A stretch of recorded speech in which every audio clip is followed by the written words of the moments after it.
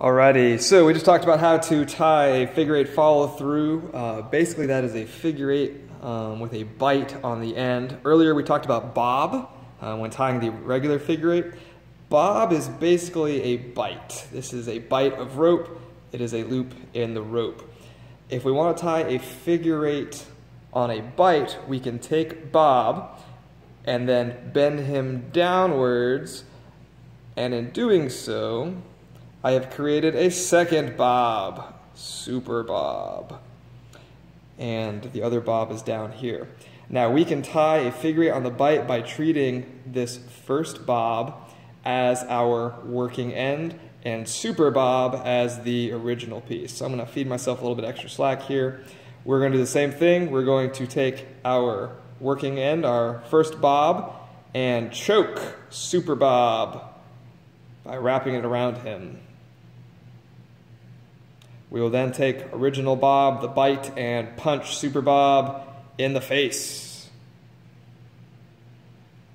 And that is super hard to see. But when you pull that through, it makes a lovely figure eight on a bight. It has the same structure as before. If this was attached to this pole, we could check it by 2, 4, 6, 8, 10, and same thing on the other side. Let's see if we can do that one more time, maybe a little bit clearer. So we have one bob, and then we're going to bend him downwards to create super bob. Boom. Now we're going to work with bob again, and we're going to choke bob by wrapping around him, and then come up and punch him in the face. And pull through.